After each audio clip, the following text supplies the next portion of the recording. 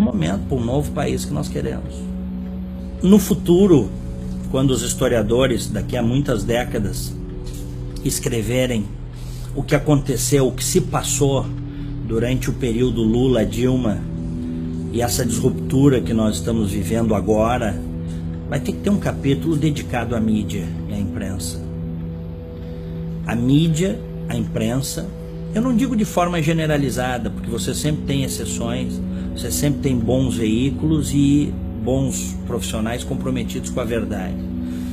Mas uma parte considerável da mídia brasileira foi cúmplice desse projeto criminoso de poder, ao não ir fundo para mostrar do que se tratava, ao deixar passar batido o currículo das pessoas que foram para o governo, né? Ao não dar voz a opiniões divergentes, sobretudo nos dois governos do Lula e na primeira metade do governo Dilma. A imprensa foi cúmplice, parte dela. Vamos pegar o caso de Passadina. Ora, se não era para a imprensa ter ido fundo quando surgiu o escândalo da refinaria de Passadina, uma refinaria que custava 43 milhões de dólares, foi adquirida pela Petrobras, com a senhora Dilma Rousseff de presidente do conselho da Petrobras, por quase $1 bilhão no exterior. Notas de jornal, pequenas reportagens, notas de rodapé e um silêncio cúmplice, né? Por vários interesses, eu não tenho dúvida, e também por ideologia. Há setores da mídia que têm seus interesses ligados ao governo, historicamente. Há outros setores da mídia brasileira que são ideológicos, fazem isso por realmente, sobretudo dentro de redações, por acreditarem que o projeto para o Brasil é um projeto de esquerda, que não deu certo em lugar nenhum do mundo. Então, no futuro, quando for contada a história deste momento, podem ter certeza, a mídia também irá para o banco dos réus. Agora, esta mesma mídia que eu estou fazendo essa avaliação aqui, e eu tenho 26 anos de jornalismo, eu posso atestar isso, a minha crítica é uma crítica feita por dentro. Esta mesma mídia, também quando decidiu sair da zona de conforto, sair da neutralidade, mostrar as coisas como elas verdadeiramente são, sobretudo a partir da Operação Lava Jato, início de 2014, bem, aí esta mídia, esta imprensa fez toda a diferença, que é como tem que ser. Em países livres, nas democracias ocidentais, a liberdade de imprensa é um pilar, né, inarredável. Ninguém mexe com a liberdade de imprensa. Mas a imprensa tem que fazer a sua parte. A imprensa tem que ser investigativa, a imprensa tem que dar espaço para as opiniões variadas. E o que a gente viu nas últimas décadas, infelizmente no Brasil, foi um predomínio, né, do pensamento de esquerda dentro da mídia, dentro das redações, no rádio, na TV, no jornal. Isso foi muito nocivo para o país. Isso foi muito nocivo para a sociedade brasileira. Em qualquer lugar civilizado do mundo, você tem pelo menos duas correntes de pensamento, né?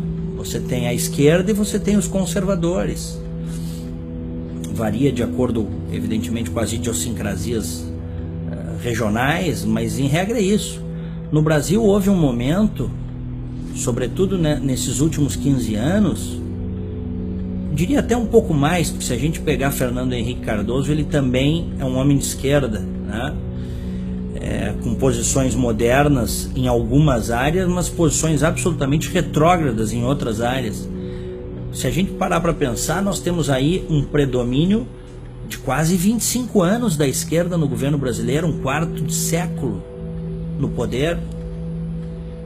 Nós temos a doutrinação em sala de aula que gerou militantes nas faculdades de jornalismo, nas faculdades de ciências humanas, e depois estes militantes políticos, esse pessoal de esquerda, acabou indo para as redações, acabou indo para ONGs, voltou a dar aula em universidades, fazendo a cabeça da juventude. Eu, por exemplo, nunca fui apresentado a nada que não fosse de esquerda dentro da faculdade, né?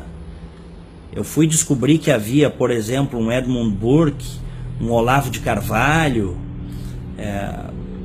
um Luiz Felipe Pondé, que é um fenômeno mais recente, um sujeito interessantíssimo, e outros tantos, fora da faculdade.